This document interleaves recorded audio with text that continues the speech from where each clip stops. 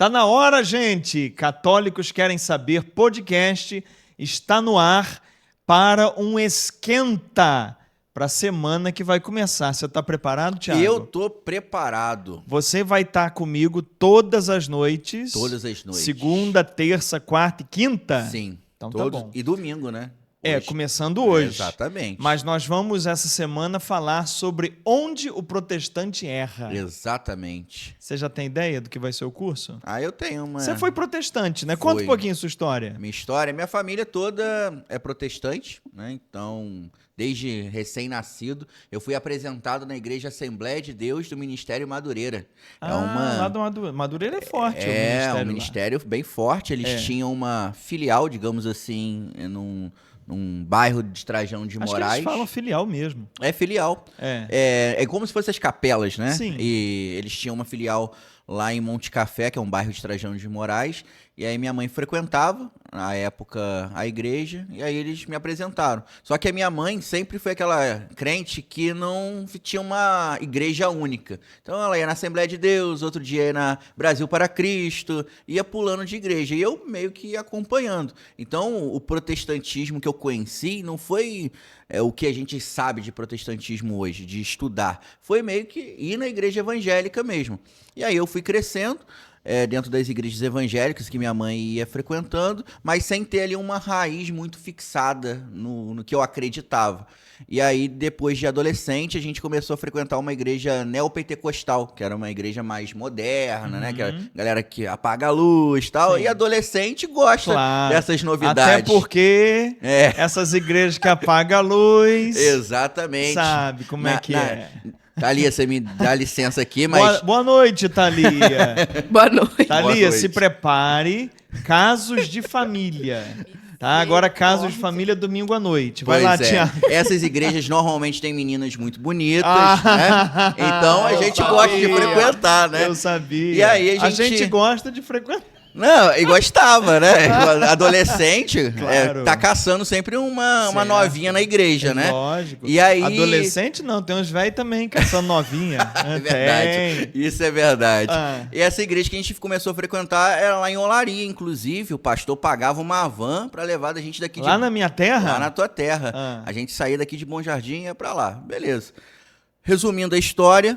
Depois de um tempo, a gente parou de frequentar lá e buscamos uma igreja aqui próximo de casa, que foi a igreja presbiteriana, que foi aonde eu comecei a entender o que eu estava fazendo da vida, o que era a igreja evangélica e tudo mais. Então a igreja presbiteriana, por ser uma igreja tradicional, é uma igreja que preza muito pelo estudo também, de mostrar para as pessoas que estão participando da igreja que a fé não veio assim do nada, o que é a fé, o ensinamento e tudo mais. E a partir da igreja presbiteriana eu comecei a conhecer o que era o evangelho de verdade, os ensinamentos de Jesus. Quase fui eleito presbítero na igreja presbiteriana, por muito pouco. E aí eu fiz um curso de discipulado. E aí eu comecei a questionar um pouco sobre as questões que a igreja presbiteriana dizia, que era predestinação. Tem gente que é predestinado ao céu e tem gente que é predestinado ao inferno. Curiosamente, os predestinados ao inferno não são eles. Não é? Não. São os outros. Exatamente. É e aí, para você identificar qual é a tua vida, se ela está destinada ao céu ou ao inferno, você tem que meio que analisar como que a sua vida tá. Então você meio que... É fácil.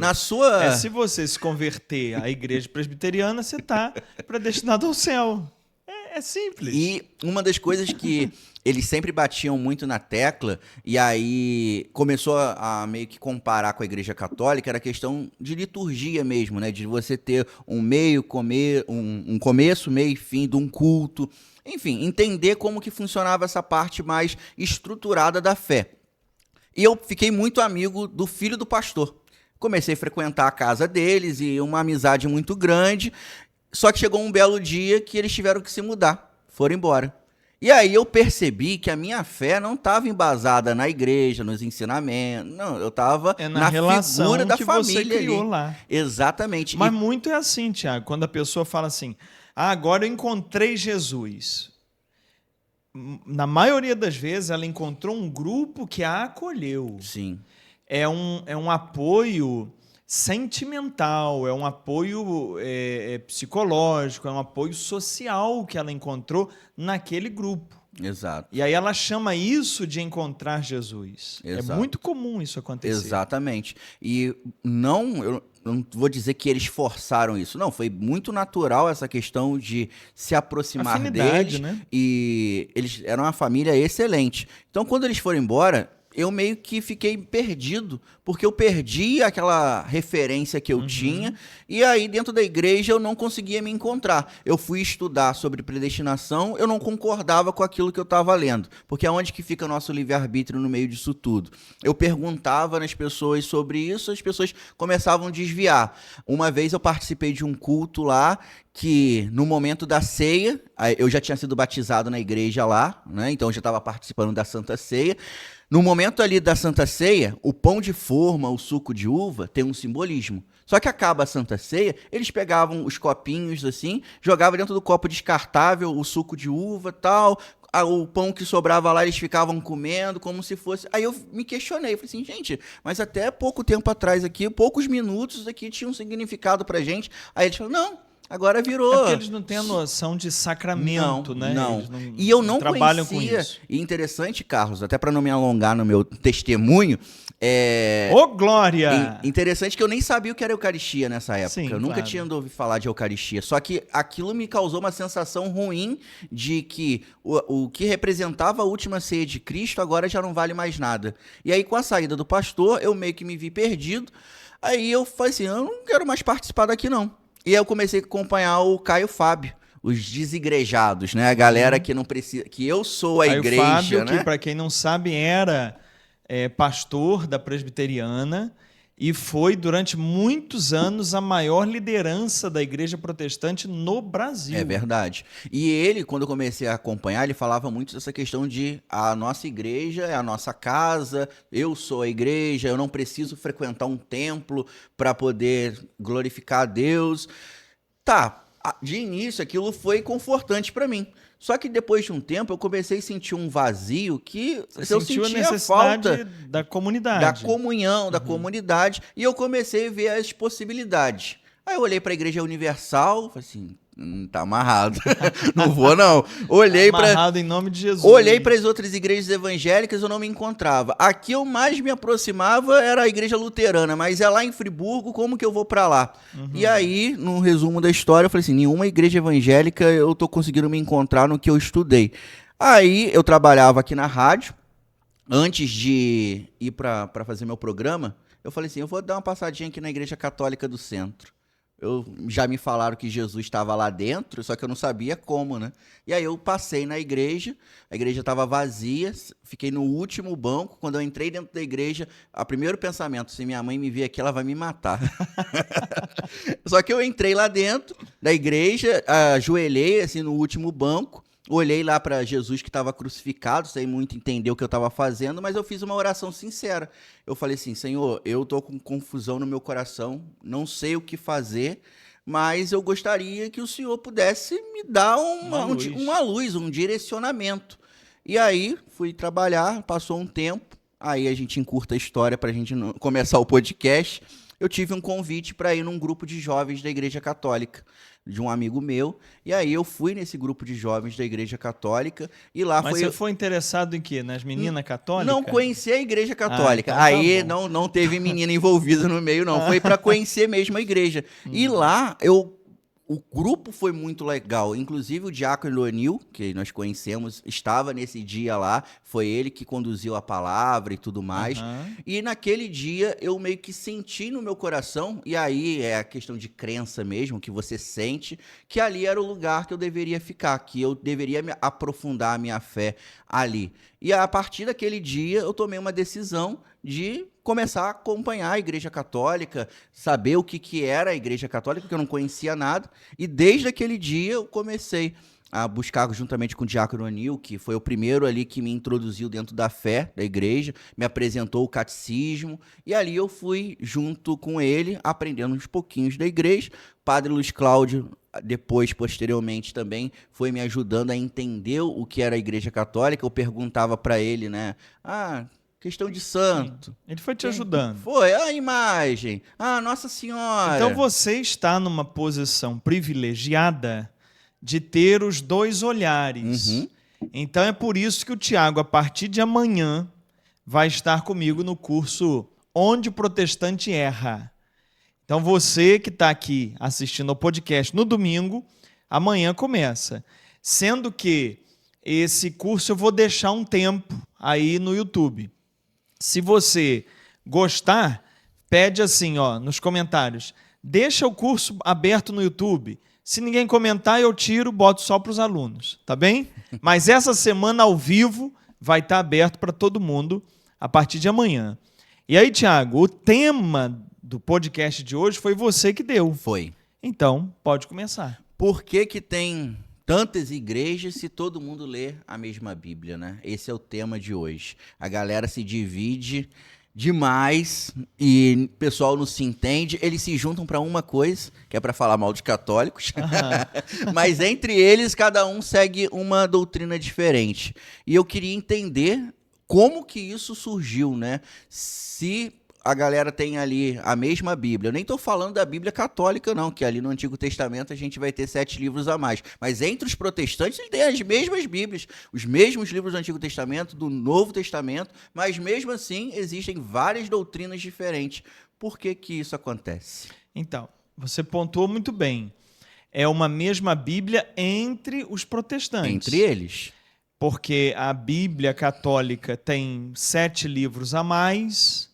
Tem a Bíblia etíope, que tem mais de 20 livros de diferença. Então, essa questão de ser a mesma Bíblia é entre eles. Uhum. Perfeito. No curso, nós vamos até discutir isso.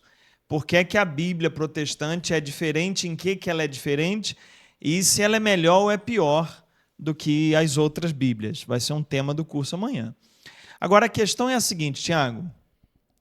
Você sabe que o Brasil tem 3 poderes. Uhum. Quais são? Legislativo, executivo e judiciário. Isso, Tiagão.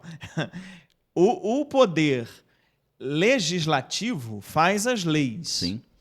O poder judiciário julga as leis, perfeito? Uhum. Mas, acima de tudo, a gente tem um livro. Sim. Qual é esse livro? Constituição Federal. A Constituição. A Constituição que quem legisla, quem faz as leis, tem que seguir a Constituição. Quem julga tem que seguir a Constituição. E quem executa, o Poder Executivo, tem que seguir a Constituição. Então, a Constituição está acima de todos os poderes. Uhum. A Constituição é o livro, não é esse não, mas pegar como exemplo. A Constituição é o livro que monitora tudo, organiza tudo. Uhum. Ela está acima de todo ordenamento de poder, ordenamento jurídico no Brasil. Perfeito? Sim. Por que você não pega a Constituição brasileira, dá na mão de cada pessoa, para cada pessoa ler e praticar? E estamos resolvidos com o entendimento do que é certo e do que é errado. Por que é que tem que ter um Supremo Tribunal que julga a partir da Constituição? Por que é que tem que ter um Supremo Tribunal que diz o que é constitucional e o que não é? Porque o livro apenas não resolve. Eu estou falando da Constituição por enquanto, para pegar como exemplo, tá, gente? Estou dando aula de política aqui, não, nem de nada disso. Mas a questão é a seguinte: você tem a Constituição, e a Constituição é um livro, é um texto. E a Constituição, por ser um texto, tem um problema que todo texto tem. Todo texto é polissêmico. Olha que palavra bonita, Tiago. Uhum. O que é polissêmico? Poli, vários. Sêmico, de sentido. Todo texto tem vários sentidos, dependendo da maneira como você lê. Então, a Constituição é assim. Por que que num julgamento você tem um juiz. A gente está vendo essa semana o julgamento que está todo mundo acompanhando nos noticiários. 2 juízes. Pega 2 juízes. Pega o Moraes e pega o Fux. Os 2 estão debaixo da mesma Constituição. Os 2 estão analisando as mesmas coisas. Mas o voto de cada um é totalmente diferente. Por que que acontece isso? Porque não é o livro, não é a Constituição, é a interpretação que você faz. Então você faz uma interpretação da Constituição. Por isso é que tem os juízes, os advogados, que ficam interpretando. É um jogo de interpretação aquilo ali. O melhor advogado é o que convence ao juiz da interpretação dele. Entendeu? Sim. É isso. Então, é a organização dos advogados, dos juízes, interpretando o texto constitucional. E nesse jogo, quem que dá a palavra final? No final das contas, o Supremo Tribunal. É ele a instância última de análise do que é constitucional ou não. Certo. Ficou claro isso? Sim. Comparando isso com o tema que nos interessa, que é a Bíblia, por que é que não adianta dar a Bíblia na mão de todo mundo, como previu e pretendeu Lutero? Porque o texto da Bíblia tem o mesmo problema do texto da Constituição. O texto da Bíblia também é o quê? Qual é a palavrinha? Nossa. Esqueceu? Polissêmico. O texto da Bíblia também é polissêmico. Também é. Então, eu leio alguma coisa aqui e tiro a minha interpretação, o meu ponto de vista. Eu tenho textos na Bíblia, Tiago, altamente em confronto, altamente contraditórios. Então, na minha linha, eu escolho uns textos e dou menos importância a outros. Na sua linha, você vai dar mais importância a outros e vai diminuir uns. E você vai dizer que você está se baseando na Bíblia. Certo. Não. Deixa eu dizer uma coisa bem clara aqui. Nenhuma igreja, isso eu vou deixar bem claro ao longo do curso, nenhuma igreja se baseia na Bíblia.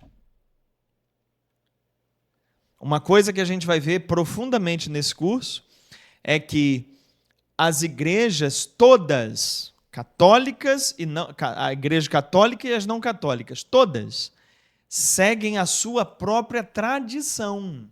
Certo. Não é verdade, nunca foi o que Lutero disse, que a Bíblia é a única regra de fé e crença e costumes que as igrejas têm que adotar. Isso não acontece. Isso é a sola escritura. Sola escritura. O que Lutero fez foi o seguinte: ele colocou a Bíblia como referência de regra. Ele disse assim: só a Escritura, só a Escritura, só vale o que está aqui. Só que quando ele traduz a Bíblia para o alemão e entrega para os alemães, ele entrega a Bíblia com a interpretação que ele já tem pronta. Então, não é verdade que a Bíblia é a única regra dos protestantes, porque você já matou isso na pergunta. Se é uma mesma Bíblia, por que é que tem tantas doutrinas diferentes? Sim, e muitas diferentes, né? Muito diferentes. Muito diferentes. E nós vamos ver no curso as contradições das doutrinas deles. Sim. Todos apoiados na Bíblia. Sim. O Lutero, ele não fazia ideia do que ia acontecer depois da Reforma Protestante. Ele não ia fazer ideia que tem tantas denominações. Eu acredito que nem era o objetivo dele com a Reforma Protestante. Então, o primeiro objetivo de Lutero é uma impressão, tá? Minha, eu não posso bater a mão, o soco na mesa aqui. Mas a primeira tentativa de Lutero, que ele queria, o objetivo dele, era se levantar contra certos abusos que ele via, porque tinha. Sim. Tinha abusos.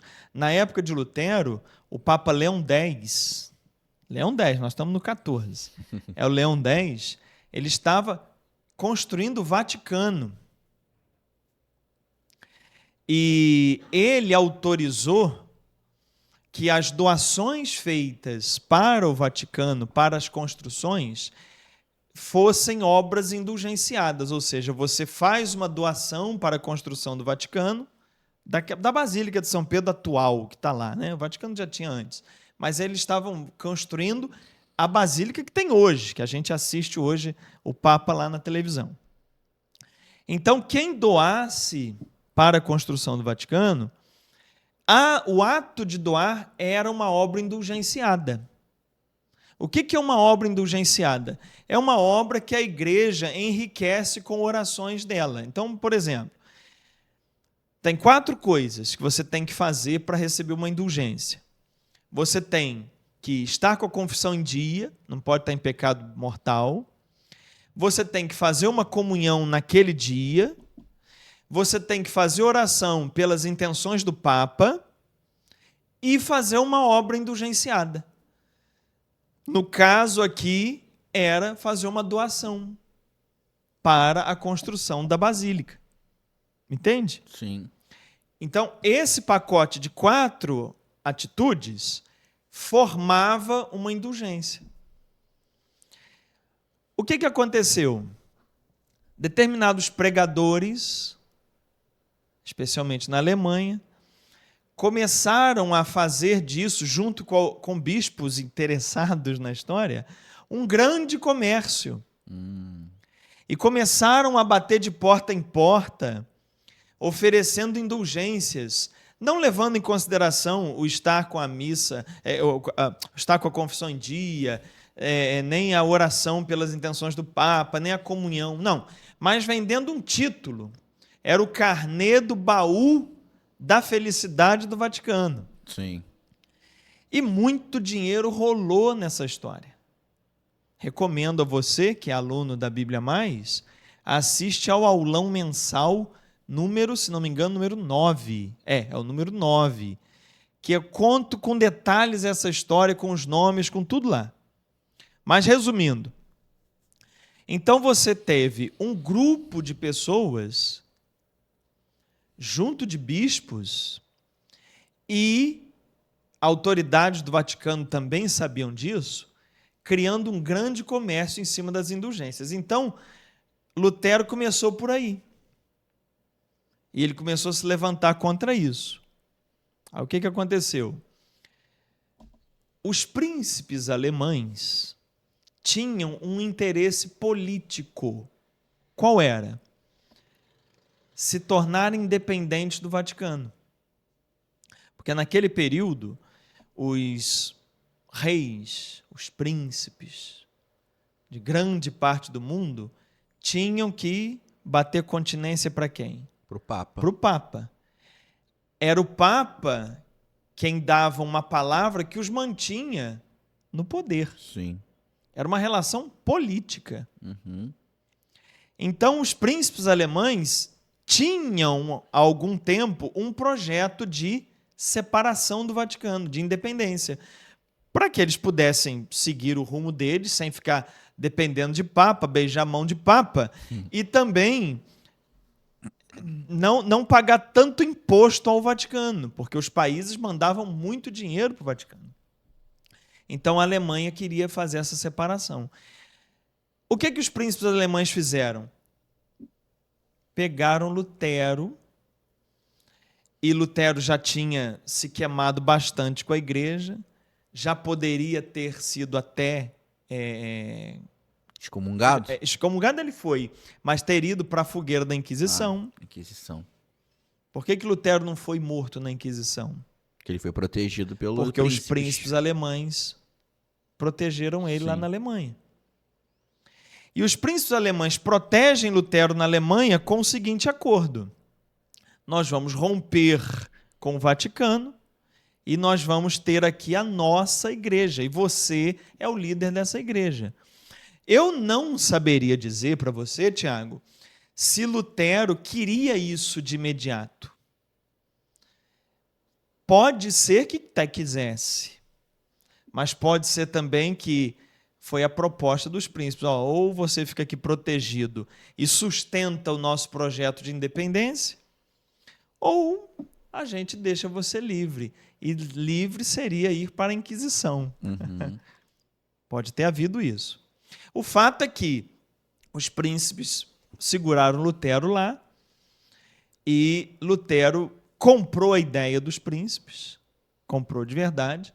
Tanto é que, olha que interessante, o Lutero começou a pregação dizendo que nenhuma autoridade há entre o homem e Deus, que o homem fala diretamente com Deus. Lutero estava jogando fora o clero da Igreja Católica, o Papa, todo mundo. Sim. E começou a dizer que a relação era direto com Deus e com a Bíblia, a pregação bem típica protestante. O que os camponeses da Alemanha fizeram, Tiago? Eles começaram a pensar assim, pera lá, se não tem autoridade entre nós e Deus, não tem autoridade religiosa, também não tem autoridade política. E houve uma revolta dos camponeses alemães contra os príncipes alemães. Nossa. Por causa da pregação de Lutero. Sim. O que Lutero, então, escreveu? Isso está nos documentos, nesse aulão eu mostro tudo. Lutero escreveu o seguinte: os príncipes foram constituídos autoridade por Deus. Não segui-los significa ofender a Deus. Meu Deus. E prescreveu a pena de morte para quem não seguisse a determinação dos príncipes alemães. Resultado da brincadeira? 100.000 camponeses mortos pelo exército alemão. Bem Templo de Jerusalém, né? Exatamente. Debaixo do patrocínio de Lutero. Nossa, eu não sabia. 100.000. Eu não sabia desse fato. Não só Lutero se colocou contra os camponeses, mas também contra os judeus. Na mesma época, Lutero, apoiando o projeto alemão de expulsão dos judeus dali, por questões também financeiras, judeus com dinheiro faziam muitos negócios, então tem toda uma questão financeira aí. Lutero escreveu também que esses cães, se referindo assim aos judeus, esses cães devem ser mortos. E se nós não matarmos a eles, Deus vai cobrar da gente. Essas peças de Lutero foram base para, sabe, regime de quem? Do nazismo. Do Hitler. O nazismo se apoiou nessas pregações de Lutero. Mas eu fui muito longe, porque você me perguntou se Lutero sabia que ia gerar isso tudo. Ou ele imaginava, né? Pode ser que Lutero não soubesse que isso que ele estava fazendo iria gerar uma divisão tão grande entre os cristãos. Pode ser que ele não soubesse, mas ele foi informado. Ele foi informado? Foi. Ele era muito amigo de um filósofo. Uhum. E esse filósofo é o Erasmo de Roterdã. Uhum. Isso está registrado, eu vou mostrar até um livro que conta essa história no curso dessa semana. O Erasmo vira para Lutero e fala assim: você vai destruir a igreja, porque cada um com a Bíblia na mão vai ter a sua interpretação. E cada um vai querer abrir a sua própria igreja. Sabe qual foi a resposta de Lutero para Erasmo? Não. Porque cada um com a Bíblia na mão, o Espírito Santo vai iluminar cada um. E o verdadeiro cristão saberá ler corretamente as páginas da Bíblia. Nossa. Dito isso, abra sua janela e veja quem tem razão, Erasmo ou Martim Lutero. e aí você vai ver a comunidade luterana, dentre das protestantes, é que tem menos fiéis, né? É uma das que tem menos fiéis, é a igreja que ele fundou. A igreja que ele fundou. Por quê? A proposta de Lutero, as doutrinas de Lutero, depois foram sendo corrigidas, e um puxa para cá, outro puxa para lá, e foi feito esse mar de igrejas que a gente tem hoje, que muitas delas hoje, as nascidas de 40 anos para cá, são cassinos religiosos. É verdade. Porque desde que se introduziu a teologia da prosperidade, aonde agora a pregação é: se você é de Deus, você vai ter dinheiro, as igrejas viraram um cassino. Sim. Onde as pessoas pagam dízimo, não é para colaborar com uma obra missionária, elas pagam dízimo porque elas querem receber em dobro. Sim. Elas pagam dízimo porque o dízimo virou uma espécie de bolsa de valores, que se eu botar lá, bolsa de valores totalmente segura, porque se eu botar lá, vai vir não sei mais quanto dinheiro para mim. Então, corrompeu de uma maneira extraordinária.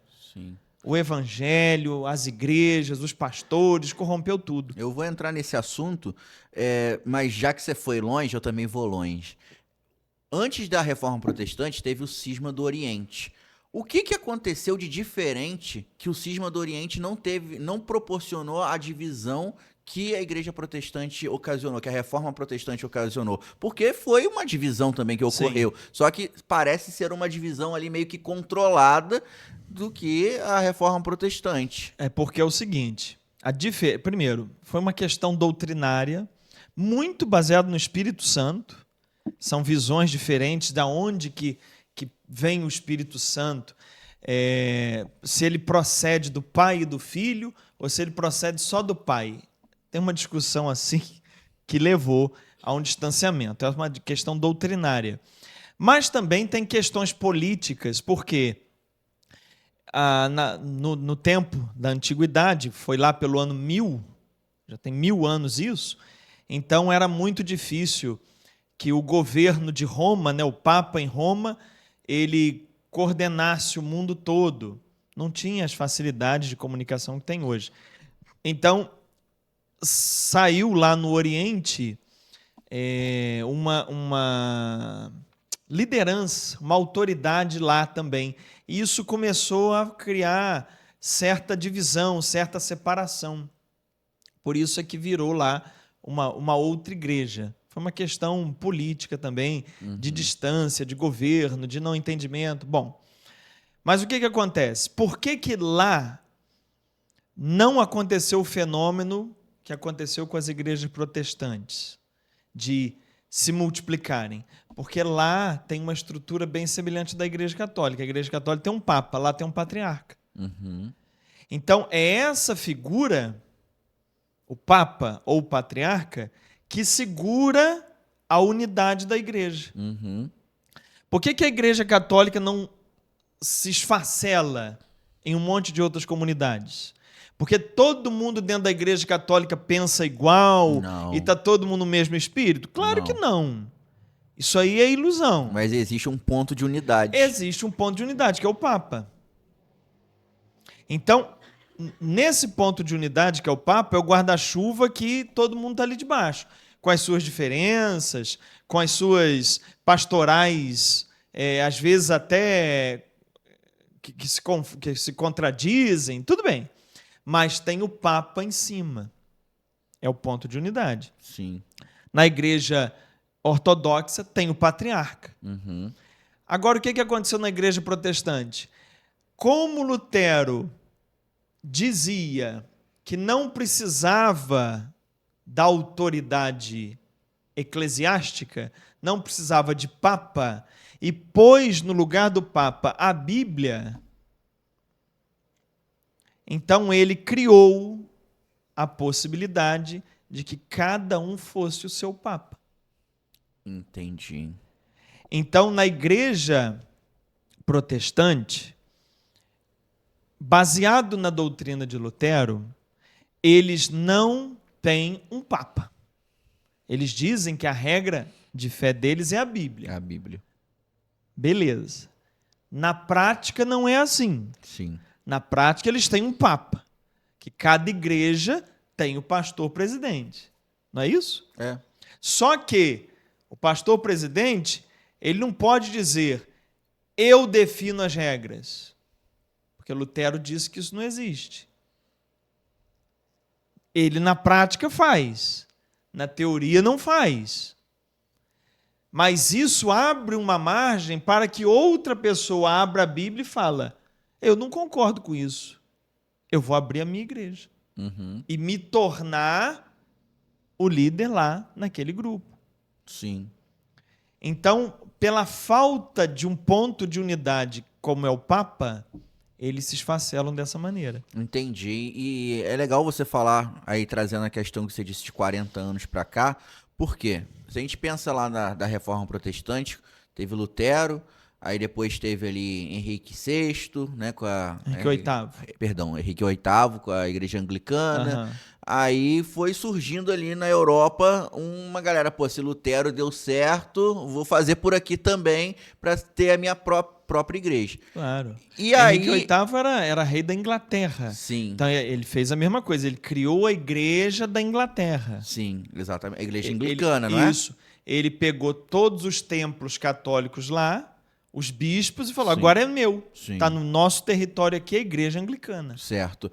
Mas a gente ainda vê, por exemplo, quando ficou ali na Europa, uma certa localização no negócio. Digamos que isso se alastrou quando chegou nos Estados Unidos. Os Estados Unidos foi o grande promotor desse alastramento de igrejas protestantes. Então, o fenômeno que aconteceu nos Estados Unidos foi que os Estados Unidos nasce com uma ideia de ser a nação abençoada por Deus, Sim. de ser o novo Israel.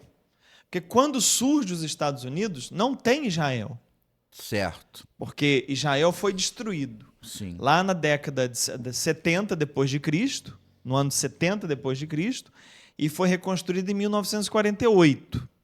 Os Estados Unidos surgem antes dessa reconstrução do atual Israel. Por protestantes, inclusive, né? Imigrantes protestantes. Dos Estados Unidos, sim, ingleses. Então você tem os Estados Unidos nascendo com a proposta de ser o novo Israel, a nova terra abençoada, prometida. E aí toda a teologia que se desenvolve ali é baseada em quê? Em evangelização, em missão, a palavra era essa que eu queria, em ser missionários, de levar aquela palavra ao mundo inteiro. E sempre trazendo para os Estados Unidos a ideia de que ali está um povo escolhido, um povo santo, um povo eleito, pegando a ideia do Israel. Por isso que hoje Estados Unidos e Israel caminham tão juntos, estão tão próximos, porque tem esse DNA em comum, essa ideia desse povo escolhido aí. Quando a gente chega na segunda metade agora do século XX, acontece o Concílio Vaticano II, na Igreja Católica. E o Concílio Vaticano II abriu a Igreja Católica para questões atuais daquele tempo, né? Mas atuais naquele tempo. Então, a partir do Vaticano II, a Igreja Católica começa a se apresentar de uma nova maneira. Começa a ter preocupações mais sociais, preocupações mais voltadas para a necessidade das pessoas, porque já vinha também desde Leão XIII a doutrina social da Igreja. Então, a Igreja Católica na América Latina, ela se torna uma igreja muito atuante do ponto de vista do povo, do pobre, da população, que daí vem a teologia da libertação. Nesse mesmo momento, está surgindo e ganhando muita força nos Estados Unidos o pentecostalismo, as igrejas pentecostais, que têm muito interesse em louvor, em fenômenos de êxtase, de visões, Aquelas orações fortes. Orações fortes, é uma outra pegada. E esse movimento pentecostal que surge nos Estados Unidos, ele desce para a América Latina. Vem numa primeira onda, chamada primeira onda pentecostal, vem a Assembleia de Deus, por exemplo, para cá. Tudo vem vindo dos Estados Unidos. Uhum. Aí vem numa segunda onda, que aí já vem igreja quadrangular, por exemplo.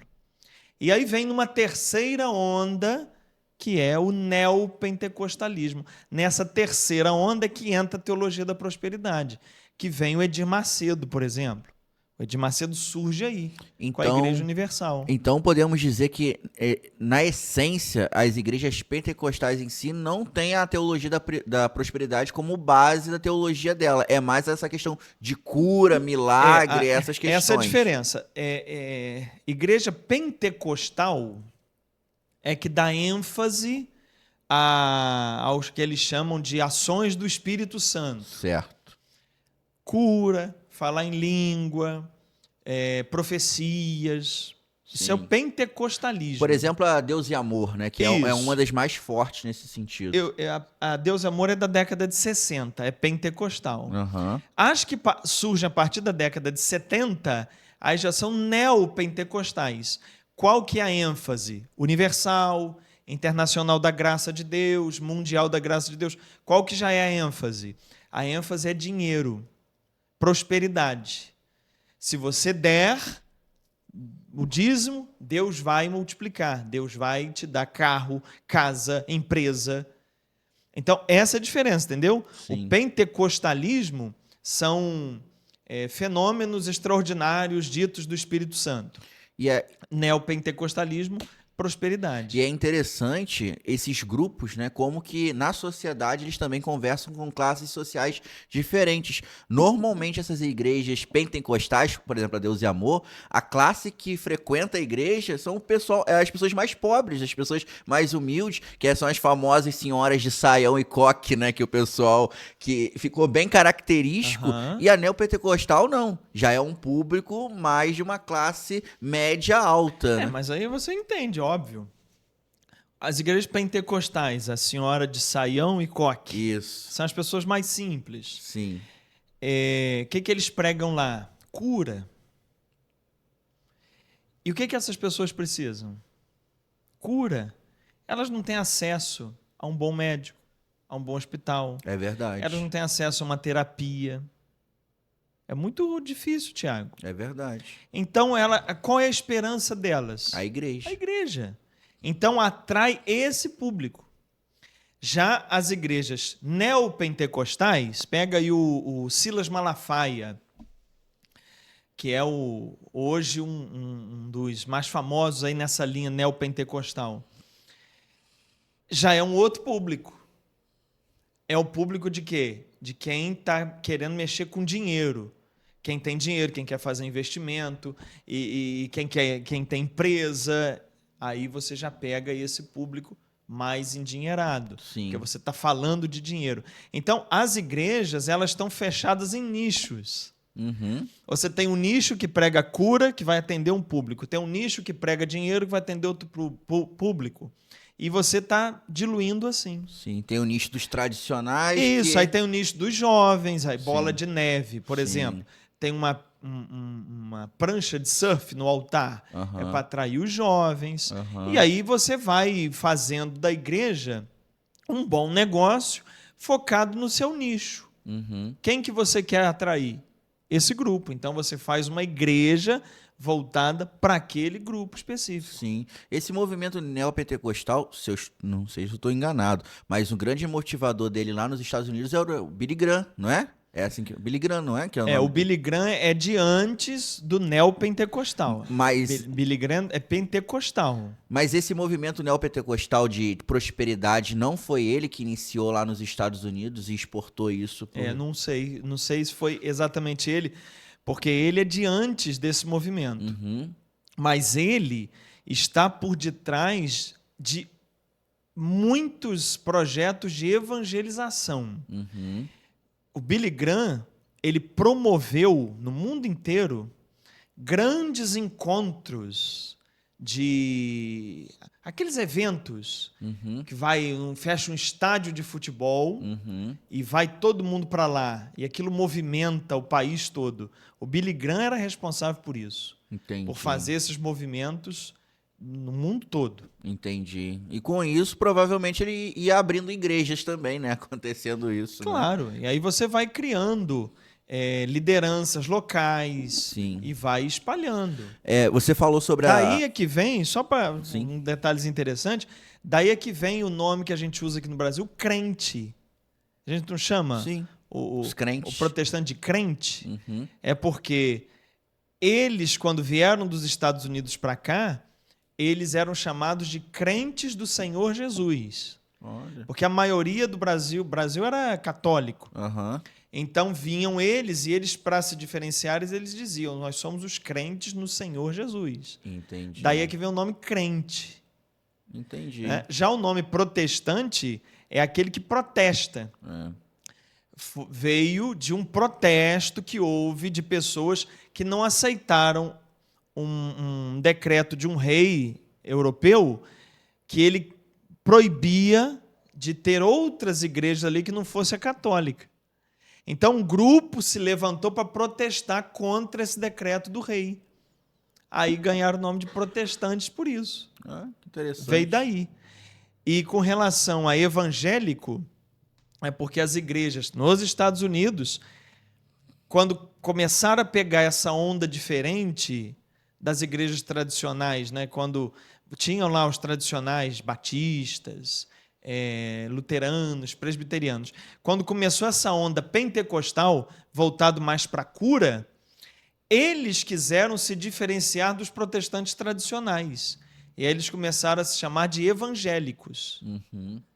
Então, dentro assim das nomenclaturas, protestante é aquele mais tradicional, que vem lá com Lutero, João Calvino, que são os luteranos, presbiterianos, anglicanos, metodistas. Os mais antigos são os protestantes. E os que vieram de 1900 para cá, que pega essa linha pentecostal e depois neopentecostal, aí eles já são chamados de evangélicos. Sim. Entendeu? Sim. Muito interessante. Eu nunca tinha escutado essa explicação das nomenclaturas. Muito legal. Você comentou sobre a questão da teologia da libertação aqui na América Latina, principalmente, digamos que poderia ser uma resposta católica para esse crescimento das igrejas protestantes aqui no nosso continente, né, na América Latina. Não, foi o contrário. O crescimento das igrejas protestantes se deu depois da teologia da libertação. Mas, nesse sentido, não foi quando a teologia da libertação deu uma enfraquecida que também houve essa questão da politização? Porque a teologia da libertação, na minha visão, é aquela questão de ir perto das comunidades mais afastadas, mais pobres, das comunidades de base. Então, esse enfraquecimento desse trabalho de comunidade de base meio que deu essa brecha para a chegada das igrejas protestantes. Por que eu digo isso?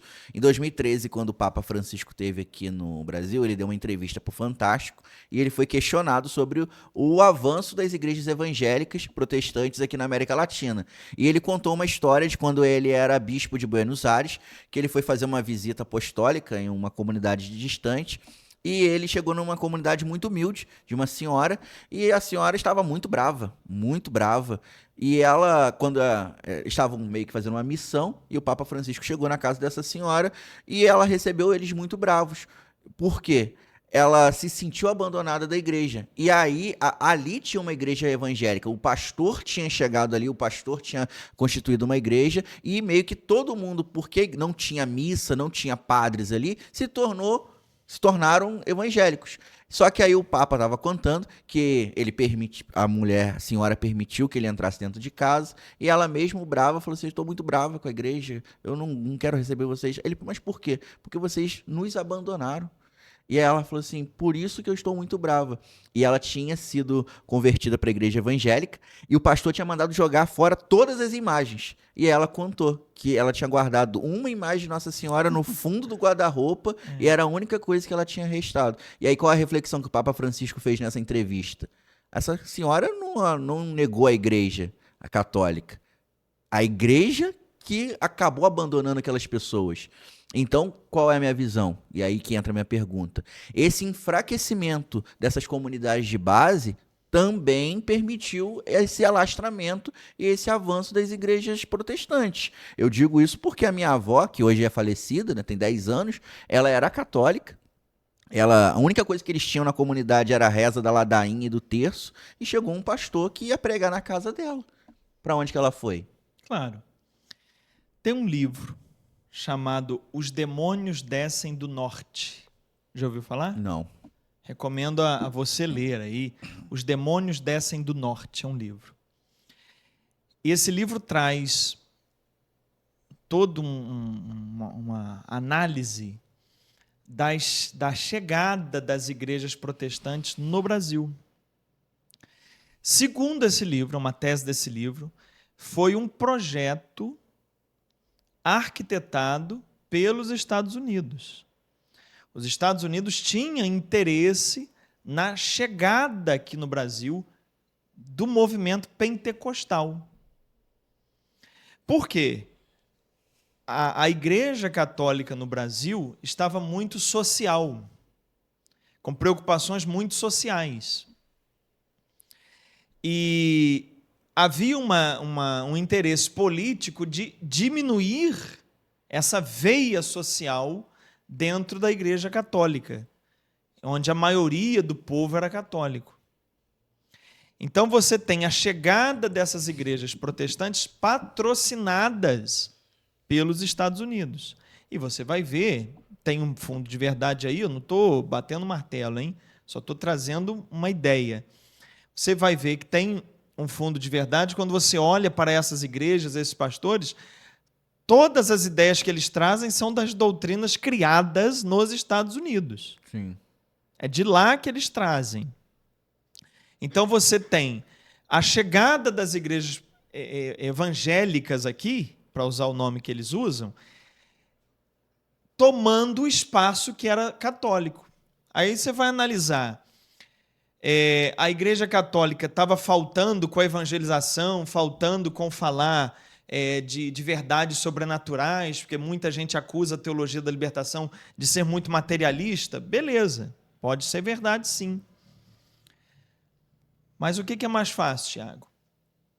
Eu pregar para você que você precisa tomar consciência, fazer um voto direito em quem você tem que votar, em acompanhar aquele cara que você vota, ver se ele está fazendo os projetos de interesse. Você tem que organizar na sua comunidade um mutirão, você tem que fazer uma organização local para cuidar do seu bairro. Você tem que se preparar junto com os trabalhadores que trabalham com você para lutar por melhores condições de trabalho, de salário. Pregar isso é mais fácil. Ou dizer, feche os olhos, ergue os seus braços, que Deus vai lhe dar tudo.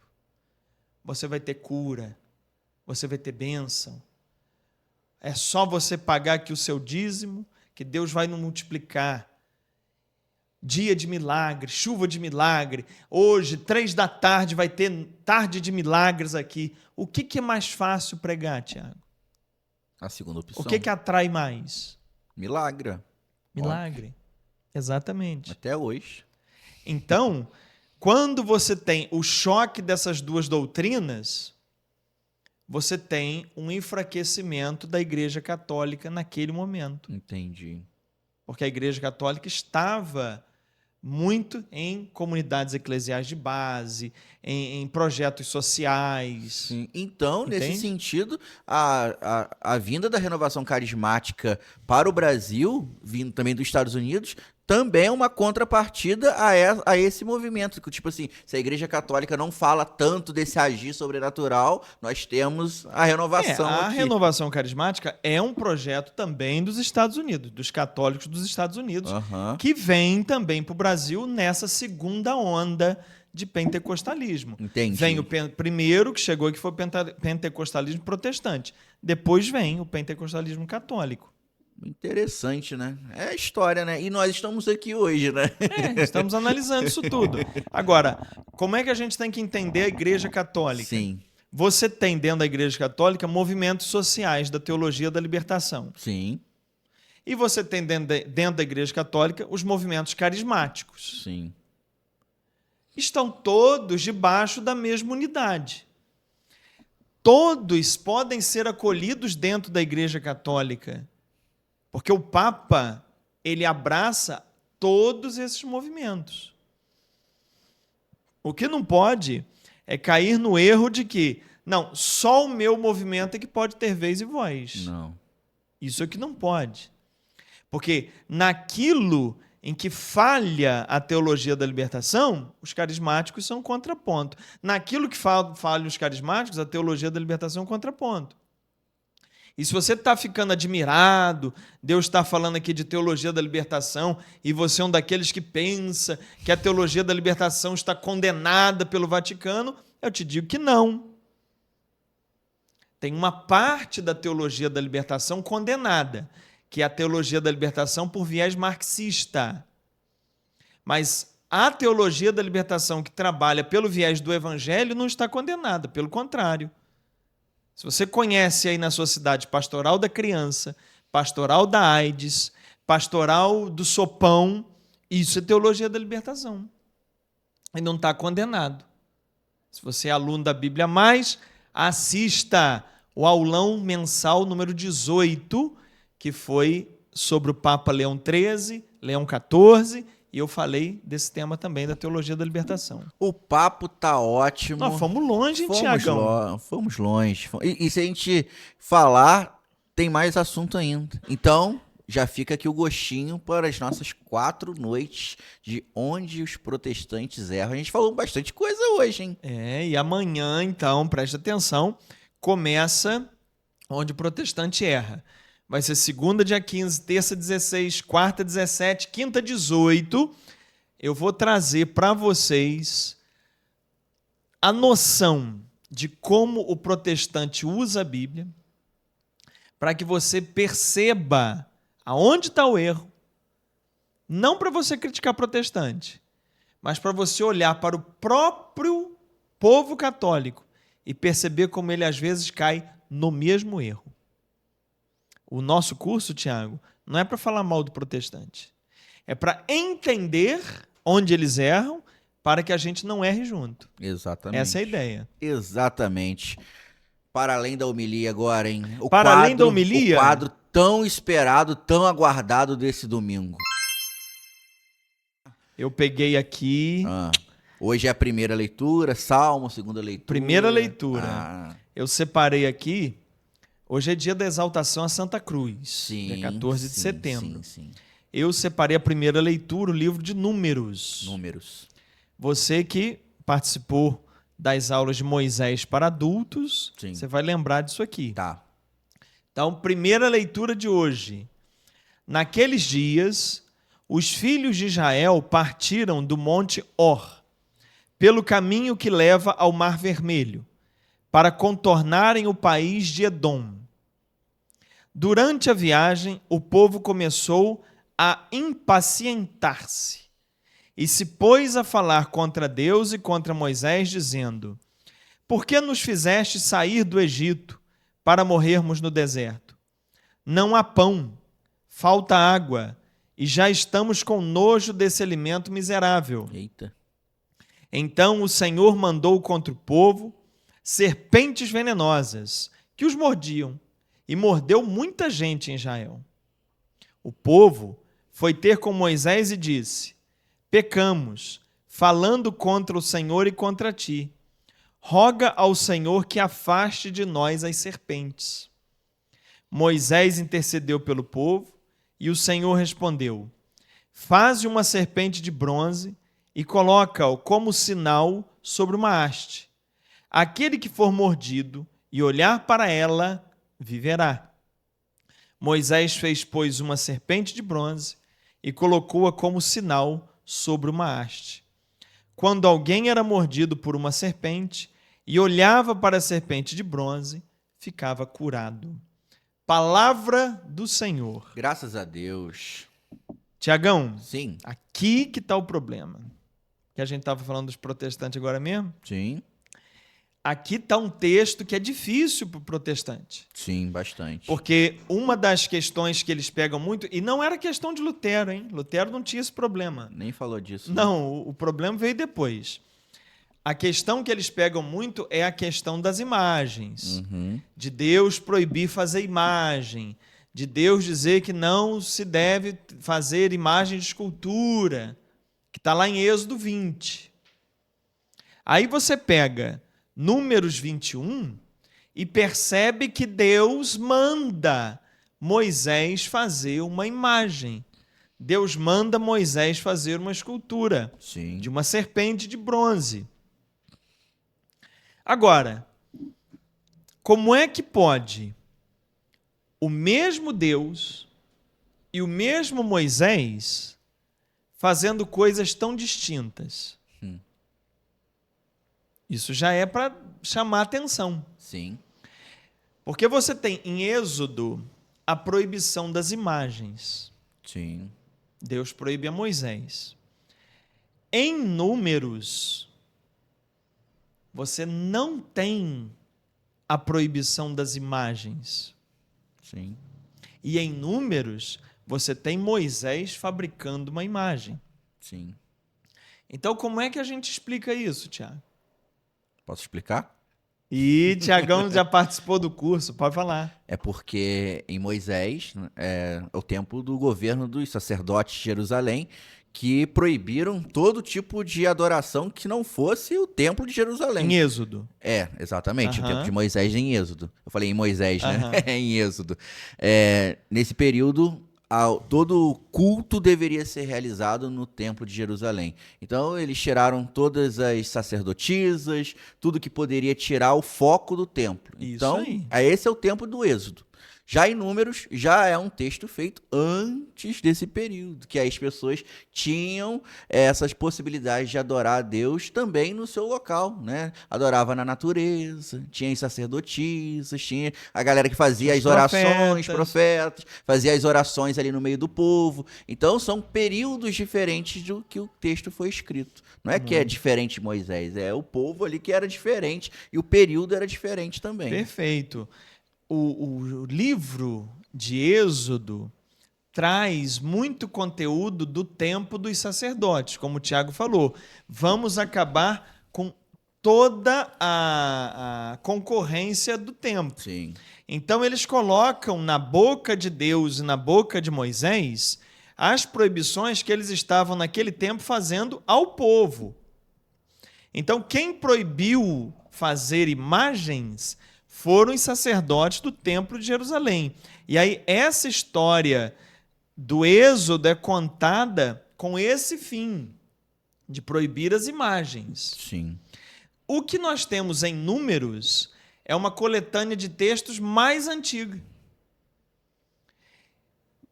Havia uma tradição antiga de que Moisés era fabricante de imagens. Tanto é que você vê em Juízes, o neto de Moisés é fabricante de imagens. Então você tem na Bíblia duas tradições. Uma tradição de que Moisés é um fabricante de imagens e uma tradição de que Moisés é um proibidor de imagens. Olha que choque. Está na mesma Bíblia. Sim. Por isso é que o protestante erra em dizer que ele segue tudo que está na Bíblia. Não dá. Não dá. Você tem que ter uma análise crítica dos textos. Então você tem esses dois Moisés. O Moisés do Êxodo e o Moisés de Números. Cada uma história escrita num tempo, escrita com um objetivo. E na hora em que juntaram tudo nesse livro chamado Bíblia, que significa livrinhos, essas duas tradições entraram. Sendo que a tradição do Moisés, que proíbe imagens, o protestante lê, e a tradição do Moisés, que fabrica imagens, ele põe para menos importância. Entendeu? Então é exatamente assim que eles leem a Bíblia. Pega o que interessa, o que não interessa joga fora. A Igreja Católica faz diferente? Não. A Igreja Católica não segue tudo que está na Bíblia também. Por exemplo, o católico não é obrigado a deixar a carne de porco no prato, pode comer. Mas está na Bíblia para não comer. Por quê? Porque a Igreja Católica entende que essa legislação já passou. Só que tem uma diferença. A Igreja Católica assume que ela tem um magistério e uma tradição.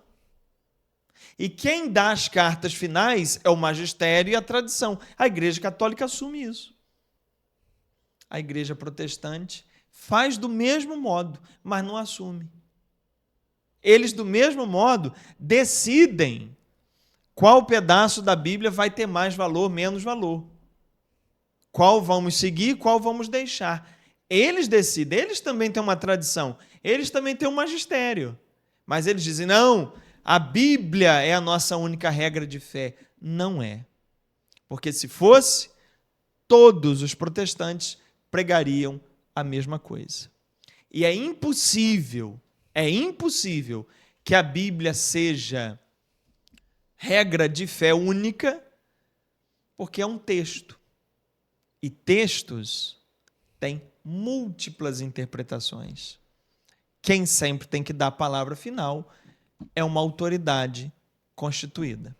Exatamente. E o mais interessante disso tudo, que quanto mais a gente aprende a ler a Bíblia, mais a gente abre as nossas mentes, tira as escamas dos nossos olhos e a gente consegue ter uma leitura espiritual mais com fundamentos, e não aquele achismo da nossa cabeça, né? As questões meio místicas. Não, a gente traz uma leitura espiritual, como a da homilia que a gente, para além da homilia que a gente teve hoje, inclusive a questão que o padre faz uma conversa em família, que hoje você disse que, você falou, tudo tem que explicar que é a homilia. Hoje você não explicou. Hoje eu não expliquei.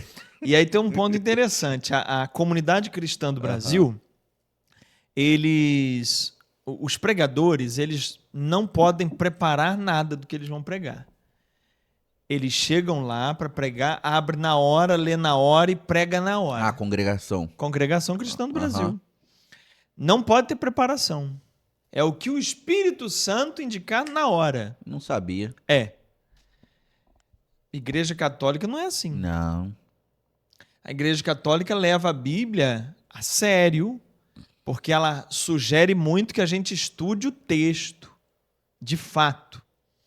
O que o padre faz na missa não é um estudo, é uma conversa em família, é o que você estava explicando. No curso de teologia, o que a gente faz? É um estudo. Sim. É uma análise crítica do texto, verificando esses pontos, quando foi escrito, por quem, por onde.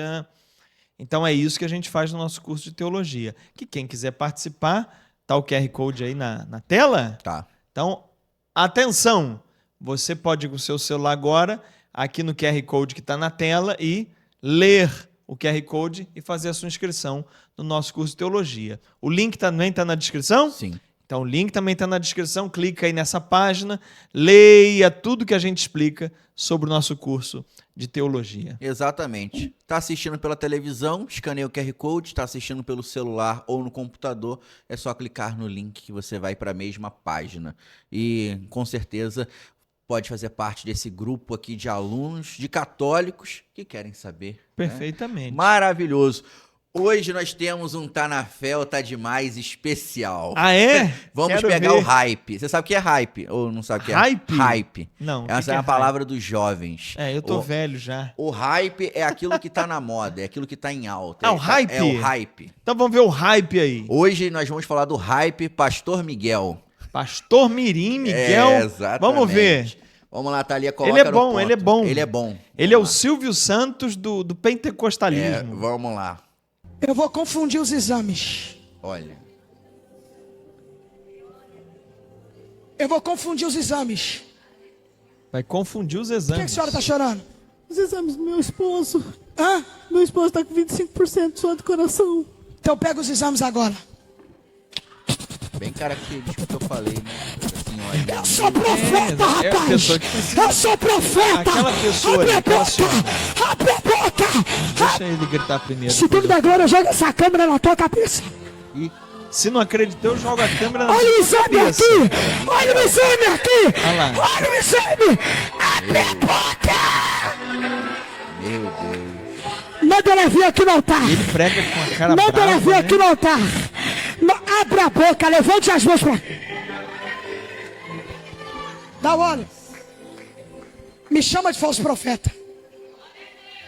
Ele tá Chama- numa dessa agora. Como teve Chama de outro- falso José profeta. Augusto. A senhora me mostrou alguma coisa? Não, Conversei, troquei papo com a senhora? não, Alguém perguntou alguma coisa antes do culto? não. Não. Pega na minha mão. Toca na minha cabeça. Porque a unção despedaça o jugo. Vem aqui. Põe as mãos. Não entendi nada. Põe as mãos. Não entendi também. não. Levante as mãos agora. Meu Deus. Grande Jeová Rafá. Jeová Rafa. Deus da cura. Rafa. Ah, Deus já cura. Entra lá agora. Confunde os exames. Rafa quer Dá um dizer nó na cura, cabeça Rafael. dos médicos. Entra dentro da máquina. Facanara, supre, derreve, canta, repa. Move, ó Deus, as mãos e dá cura para ela.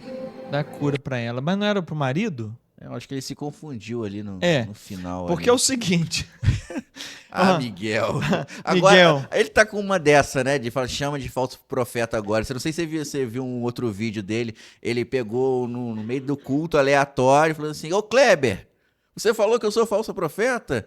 Ó, você quer que eu vou aí e falo que você tem uma amante? Ih, rapaz! E você tá com camisinha na carteira, Kleber? E, Você não viu isso, e não? o Kleber tava? Não, o Kleber nem existe, cara. É tipo, é a questão. É tipo, o Kleber é um aleatório, né? Ah, não tinha Kleber Não lá? tinha Kleber, entendeu? É como assim, ó, você tem um Kleber aqui falando tá que eu falando- sou... Se você continuar falando, eu vou te revelar. Então, de uma forma, ele tá induzindo que, pô, se eu falar que ele é falso profeta, ele também vai me revelar. Se ele tá falando do Kleber, É.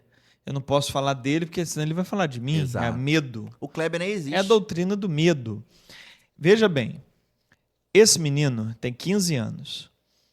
Se ele for uma pessoa honesta dentro dele e ele tiver realmente uma busca, se ele for honesto, ele tem tudo para ser um paciente psiquiátrico grave daqui a alguns anos. Porque isso tudo que ele faz, ele está treinado. Eu não conheço pai e mãe dele, eu nunca ouvi falar. Você já ouviu falar? Não, também não. Eu nunca vi. Se Também ele não. tem pai, se ele tem mãe, Tudo é só ele aparecendo. se ele veio de uma nave, eu não sei de onde ele veio. Mas ele está treinado e muito bem treinado. Ele é muito bom na oratória, na comunicação, na maneira de falar contundente. Beleza. Mas ele poderá vir a ser uma pessoa doente psiquiatricamente se ele tiver uma honestidade dentro dele, que em algum momento essa honestidade apareça e mostre a ele que isso tudo que ele está fazendo é uma grande de uma mentira. Porque é diferente, Tiago, uma pessoa já com seus 30, 40 anos se tornar uma pessoa maldosa, se tornar uma pessoa ardilosa, que queira arrancar dinheiro dos outros. Ela já está adulta, ela já está formada. Problema dela. Mas ele não, ele está em formação.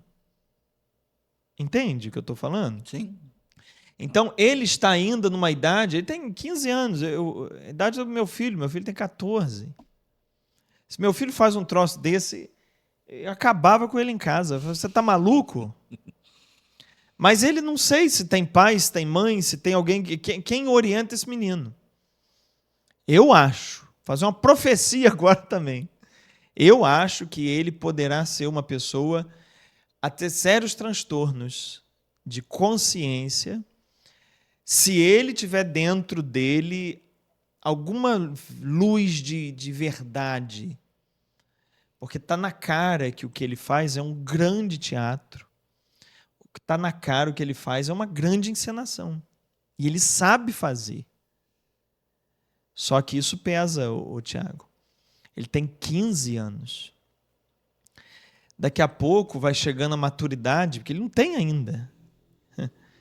E aí a maturidade, quando chega, isso pesa muito. Inclusive, ele tá arrumando briga com pessoas do nome gospel, digamos assim, grandes. Ele tá arrumando discussão com pastores já conhecidos nacionalmente e tudo mais, e ele meio que usa isso para ganhar mais fama ainda, porque quando ele arruma um atrito com um pastor mais famoso, o nome dele sai na mídia. Recentemente eu vi que os pais levaram ele a Brasília, falando que ele estava pisando num solo santo preparado para ele. Então, tipo, se ele tá indo para Brasília... A ideia é candidato. Aí, isso é uma força do neopentecostalismo. O neopentecostalismo, eles trabalham a teologia do domínio, que é o quê? É formar líderes que logo depois serão candidatos. Então, no final da linha, tem a questão do poder, de eleger candidatos que se curvam diante dos pastores ou os próprios pastores para que eles tomem o poder. Sim. É um projeto de poder. Quando você fala que Deus vai te multiplicar, vai te dar dinheiro, isso, aquilo, e você vai ungindo esses pastores, esses políticos, a ideia, no final das contas, é o poder. É verdade. É ter ali o controle da sociedade. Sim, e até para deixar bem claro, eu sei que a gente, inclusive no nosso último Tá na Fé ou Tá Demais, a gente falou isso, e é bom a gente repetir que aqui a análise não é nada contra a pessoa do Miguel, até porque ele é uma criança, é um adolescente. Aqui a gente está analisando o que ele está fazendo e o que está por trás disso tudo. Eu acho que tem gente muito grande, muito forte por detrás dele, dando esse treinamento todo para ele e, de alguma maneira, usando ele, porque eu não acredito que um rapaz de 13, 14, quando ele começou, faça isso espontaneamente, sozinho. Tem que ter uma estrutura por trás dele que ganhe com isso. Sim. Então, essa é a minha preocupação. O que eu falei aqui não é em termos de deboche com ele, não. É termos de preocupação mesmo. Sim. Porque é uma criança. Sim. Sim. E essa onda também de pastores e pastoras mirins tem se tornado uma febre. Os pais e mães estão vendo que isso é uma questão lucrativa. A gente usou aqui o exemplo do Miguel, mas se uma pesquisa rápida na internet, você vê outras crianças que estão indo para o mesmo caminho e sempre com uma questão muito vazia. Deus me revelou, Deus me mostrou, eu estou profetizando. Aí vai tem uma Vitória Souza também, não sei se você já viu, a comparação. Você, para chegar no iPhone 14, você tem que passar pelo iPhone XR. Então, Deus está te falando, você está passando pela prova agora é porque tem algo melhor lá na frente.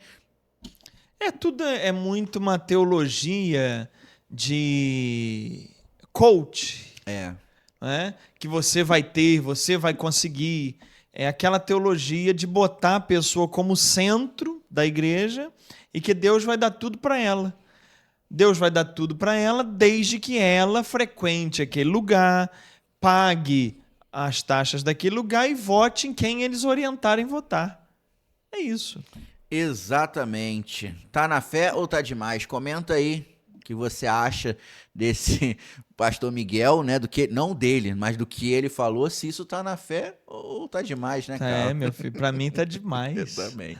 Tá demais. Vamos lá, os católicos querem saber. Separei as perguntas aqui. Tem pergunta? Tem então, algumas. Vambora. Eu separei também aqui algumas perguntas sobre a nulidade matrimonial, que foi lá daquele podcast com a doutora Tatiana. Sim. Eu trouxe aqui também 2 perguntinhas sobre este assunto. Vamos Mas lá. Primeiro eu vou trazer aqui, o pessoal comentou no último episódio, né? Vamos lá. Anastácia, ela colocou assim: oi, Tiago, você falou de grupo de oração e eu perguntei ao professor como montar um grupo de oração. E ele me falou para pedir a você para falar sobre isso. Vou ficar esperando. Quero formar aqui na capela onde eu moro e juntar os estudos do professor. Obrigado, vocês fazem uma dupla espetacular. Aí, Tiago, então responde para ela. Ó, para formar um grupo de oração, interessante você procurar primeiro o seu padre, né? Eu acho que é o primeiro fato aí que você tem que fazer. Se caso sua capela tiver um coordenador de capela, você procura ele também, só para ficar tudo no esquema. Mas chegando no padre, fala, olha, eu gostaria de fazer um grupo de oração. E aí você tem dois caminhos. Você pode fazer um grupo de oração que é realmente para orar, para você fazer um ciclo bíblico, ou ser um grupo de oração da RCC, da Renovação Carismática. Se seu intuito for ser um grupo de oração da Renovação Carismática, peça ao padre para entrar em contato com o coordenador diocesano ou do seu vicariato, se houver, no caso, e aí ele vai poder te orientar o que você vai fazer. Mas normalmente o caminho é esse. Mas se você quiser orar com seus irmãos, nada te impede de você conversando com seu padre, juntar ali 5, 6 pessoas, começar a orar é sempre bom, né? Muito bom. Estudar os conteúdos. E ora por nós. Exatamente. Temos aqui uma pergunta e o Carlos ele fala assim, olha, você pode discordar também. Ele fala aqui, você comenta qualquer coisa, discorda. Então eu trouxe um comentário de uma pessoa que está discordando. Maravilha. Vamos lá? O nome é Pensamento Clássico. E já tô vendo. Tá. Pode ir. Concordo a respeito de Medjugorje. Porém, podemos discordar de documentos do Vaticano, sim. Só não podemos discordar de dogmas. Isso que vocês ensinaram, dizendo que não podemos discordar dos documentos do Vaticano, é um absurdo. A crise ariana, por exemplo, contaminou todo o alto escalão da igreja. Mas com relação a esse documento específico, fica muito claro que tem algo de estranho nessa aparição. Eu não sei do que ele está falando. Ele está falando sobre os documentos da aparição que você disse de Medjugorje, que o católico não deveria fazer a peregrinação e tudo mais. Eu não sei se eu disse que não pode discordar do documento do Vaticano. Realmente eu não lembro essa frase. O que eu falei é o seguinte: quando você tem uma aparição acontecendo, você tem o bispo local dando a sua avaliação. Isso, pensamento clássico, é para qualquer aparição. No caso de Garabandal, que é a única das que eu comentei no podcast passado, que foi interditado pelo Vaticano, interditado no sentido de dizer que não tem nada sobrenatural ali, não é o caso de Medjugorje, não é o caso de Fátima, é o caso de Garabandal. Neste caso, todos os bispos de Santander, que pega a localidade de Garabandal, todos os bispos disseram que não tem nada sobrenatural ali. No mais, eu não sei o que ele está falando, porque que documento da igreja que a gente pode discordar a respeito das aparições? Eu não sei o que ele está dizendo. Aí você tem que escrever melhor e mais detalhado para a gente entender mais seu ponto de vista. Tá certo? Beleza. Abraço. Pensamento clássico. Gostei. A Giovana Klein. Obrigada, professor Carlos. Aprendizado constante com seus ensinamentos. Muito Uma obrigado. pergunta. Além das aparições privadas de Nossa Senhora e de Jesus, como para Santa Faustina, o que o Senhor poderia nos dizer sobre as aparições de pessoas comuns? A Igreja Católica tem um posicionamento sobre a possibilidade de pessoas comuns já falecidas poderem aparecer e dar mensagens? Obrigado, Tiago, por repassar nossas perguntas ao professor Carlos. Muito bem. Veja, pode haver uma comunicação de pessoas comuns que ela chama que não é santo, canonizado. Não é né? Nossa Senhora. Não é Nossa Senhora, não é Jesus. Meu avô agora apareceu para mim. Deus me livre. Tomara que... Eu tenho medo. Tomara que não. Tomara então, que não. Meu avô apareceu para mim, me deu uma mensagem. Isso é possível ou não é possível? É possível. Desde que não seja algo que você produza. Porque se você produzir, vou fazer aqui um ritual para invocar meu avô. Isso é espiritismo. Não há nada que eu possa fazer, segundo a Igreja Católica, para acessar o além. Para fazer uma invocação. Exatamente. Né? Não há um ritual que eu possa fazer para invocar um espírito? Essa é a fé católica. Eu não estou falando nada. Quem é espírita é espírita. Eu estou falando para católico aqui. Então, não há nada. Agora, pode vir. Agora, isso acontece. Qual é o motivo disso? Não se registra esse tipo de fato. Porque para acontecer algo assim sobrenatural, teria que ter uma mensagem muito sobrenatural, alguma coisa muito extraordinária. E o que a gente vê em casos de avistamento de vulto, Sonho também, não? Sonhos, é sempre a pessoa que está passando por um processo de tribulação, ela que está abalada. Ninguém vê um espírito, Tiago, num domingo de céu azul, na praia, relaxando. Ninguém vê espírito. Isso é verdade. Agora, o sujeito está sozinho à noite, passando por problemas da vida, aí ele vê espírito. Por quê? É espírito ou é projeção mental? Na maioria das vezes, é projeção mental. É verdade. É igual quando a pessoa fala assim, eu sonhei com fulano, eu acho que ele está precisando de oração. Não, é você que está precisando. Você que sonhou, você vai fazer as suas orações. Não é o fulano que está precisando, é você. Porque esses fenômenos, Tiago, quase na sua maioria, é tudo projeção da própria pessoa. Sim. Igual quando a pessoa tá tomando banho e começa a escutar um monte de barulho dentro de casa. Tá sozinho dentro de casa. Você escuta barulho. Sozinho. Escuta barulho na cozinha. É o que eu tô falando. Ninguém fica escutando barulho, vendo vulto na praia, dia de sol, todo mundo lá. Não tem. Sim. O espírito só aparece quando você tá sozinho. É. Não é? Ah, meu Deus do céu. Agora o pessoal fez uma jogada de marketing interessante. Tem uma franquia chamada Invocação do Mal, que eles lançaram vários filmes de terror que tem o nome Invocação do Mal, e também tem a Annabelle, que era a boneca, que tem ideia lá do Exorcista, enfim. Aí agora eles lançaram o 5º filme da Invocação do Mal. Aí tem filmagem no Instagram de pessoas ficando possuídas dentro da sala do cinema. Acabou o filme Invocação do Mal, a pessoa tá fica possuída. possuída. Fica. Por quê? Porque é uma autossugestão.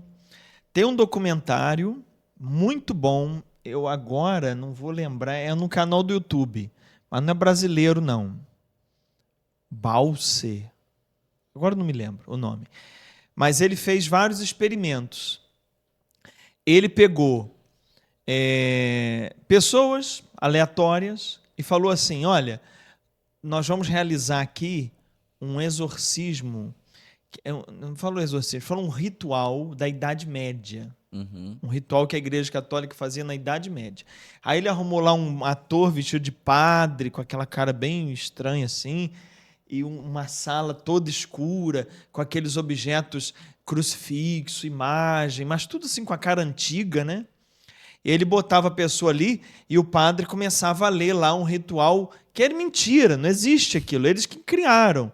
Mas a pessoa achava que era real. A pessoa começava a ver anjo, Nossa. a ter contato com a mãe que morreu. Depois as pessoas, o que você viu? Eu conversei com a minha mãe. Caramba.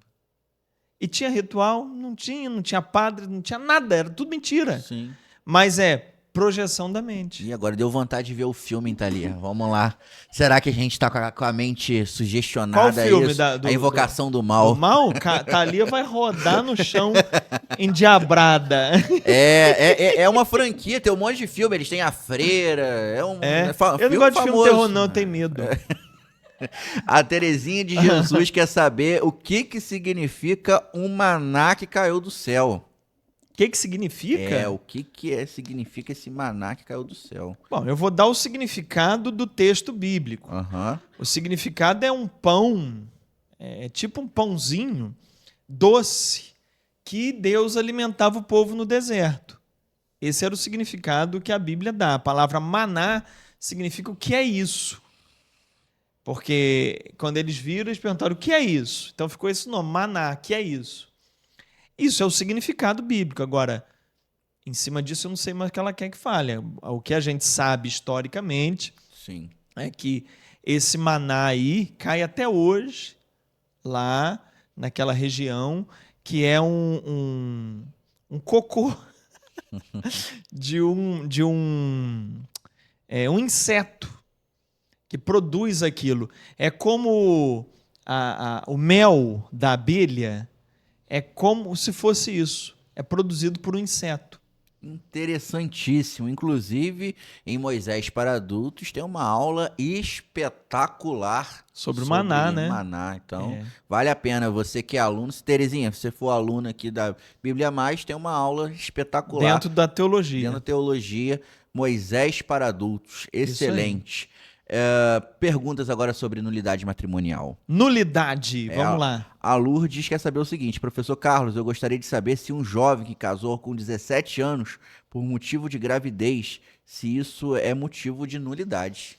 Depende, casou de forma obrigada, porque, primeiro, ele tem 17 anos, é de menor. O direito canônico é menino ou menina que casou? Aqui é um jovem. Um jovem, né? Então ele é o pai da criança. É o pai. Então, o direito canônico diz no mínimo 16 anos para casar, sendo que no Brasil a Igreja Católica adota a idade civil, 18 anos. Ele tendo 17, ele está dentro do que o direito canônico diz, mas não está dentro do que a legislação brasileira diz. Aí tem que dar uma olhadinha nisso. Aí a segunda pergunta é, ele casou porque foi obrigado a casar? Ou ele quis casar? Ah, não, o pai da noiva me botou uma arma na cabeça. Então, quando o padre perguntou, é por livre, espontânea vontade? Ele respondeu sim, mas dentro dele era não, ele mentiu. Nesse caso, pode haver aí a nulidade. Pode ser que esse casamento nunca foi matrimônio. Nunca foi sacramento. Mas aí é só uma análise detalhada que vai identificar isso. Interessante. A última pergunta de hoje, que também é sobre nulidade matrimonial, Humberto Veiga. Mais um ótimo podcast. Muito obrigado. Eu sou aluno do curso de Teologia. Muito se fala sobre o reconhecimento da nulidade nos casos em que já houve uma separação do casal. Mas quanto à nulidade de origem quando o casal ainda está unido e se ama, por exemplo? No casamento, uma das partes dizia para a outra, não vou ter mais do que um filho, ou não acredito que o matrimônio deva ser para sempre. São fatos que geram nulidade na origem. Mas depois de muitos anos, o casal continua junto e feliz. A outra parte, após ter tido o primeiro filho, usa métodos conceptivos não aceitos pela igreja. Ou seja, o casamento foi nulo na origem. E com o tempo, a nulidade foi comprovada.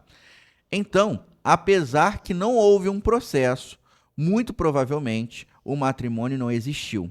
Como a igreja trata dessas situações? Mesmo com todas as evidências de que o matrimônio foi nulo na origem, o sacramento continua válido se não há um processo e decisão formal na igreja? O que a parte inocente, entre aspas, pode fazer para amenizar a situação, se a outra parte é irredutível e eles se amam e são felizes? A única correção, texto excelente. A única correção ali é, se o matrimônio foi nulo, aí ele fala, o sacramento continua válido? Não. A única correção no texto é essa. O matrimônio é o sacramento. Se o matrimônio é nulo, o sacramento não houve. Ponto. Mas se um casal está junto e lá na época do casamento, no dia da cerimônia, teve um erro ou mentiu na cerimônia que tornou o sacramento nulo, não houve sacramento, matrimônio é nulo. Mas depois eles continuaram juntos e vivem bem. E eles descobrem isso. Puxa, a gente vive bem, a gente está casado, bacana, legal, mas eu descobri que o nosso matrimônio pode ser nulo. Então eles podem procurar o padre e pedir para fazer uma cerimônia como se fosse algo complementar, ou algo sob condição. Acontece muito isso em batismo.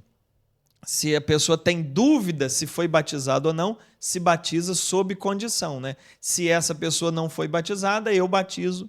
Então, no casamento, pode-se fazer isso também, para virar um matrimônio, para confirmar que é um sacramento. Sim. E ela pode buscar o padre e explicar essa história, e fazer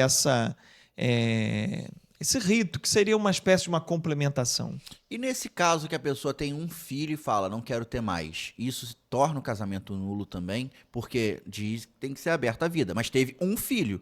E aí fala assim, a partir desse eu tô tomando anticoncepcional, não quero mais. Não, a nulidade, ela se dá com relação a filho no ato do aceite do matrimônio. Então, ali, diante do altar, o padre pergunta, diante de Deus, você aceita de livre, espontânea vontade os filhos que Deus vier lhe dar? Eu acho que o texto é mais ou menos isso. Aí ela responde sim. Anos depois, algumas coisas acontecem que ela não quer ter mais filho. É uma outra situação. Não tem a ver com a nulidade do sacramento. Porque na hora em que o sacramento foi celebrado, ela disse sim. Sim. Era verdade. E se teve um filho, confirmou. Aí também, depois pode ter mudança de pessoa. Aí isso é uma coisa que se verifica depois. Eu casei com alguém que pensava coisas assim. Anos depois, agora a pessoa mudou completamente. Aí é uma mudança de pessoa. Aí pode-se pedir a nulidade do matrimônio por esse viés, mudança de pessoa. A pessoa mudou completamente. Sim. Entende? Sim. Perfeito. Terminamos as perguntas. Acabou, Tiago? Acabou. Thalia, Oi. o que você achou de hoje? Gostei do podcast de hoje, hein? Gostou? Gostei. Numa conversa filosófica. Eu quero hoje, ver se algum dia eu vou perguntar, e Thalia, gostou? Não, hoje eu não gostei, não. Eu quero ver o dia que vai acontecer isso. Eu quero ver. Bom, pessoal, amanhã, segunda-feira, dia 15 de setembro de 2025, começa o nosso curso especial do mês da Bíblia, Onde o Protestante Erra. Hoje foi um bate-papo aqui, só soltando ideias, para amanhã a gente começar algo estruturado, pedagogicamente pensado, passo a passo, segunda, terça, quarta e quinta. Vamos passar 4 noites aqui, ao vivo, às 8 da noite, para ver aonde o protestante erra e, vendo onde o protestante erra, descobrir aonde nós católicos também estamos errando. Te espero amanhã. Muito obrigado por assistir a este podcast. Todo domingo às 9 da noite a gente está aqui. Tiagão, muito obrigado. Eu que agradeço. Thalia, agradeço mais uma vez. Eu que agradeço. E nos vemos amanhã. E esse podcast, você já sabe, assiste de novo, porque a repetição é a mãe da aprendizagem. Tchau.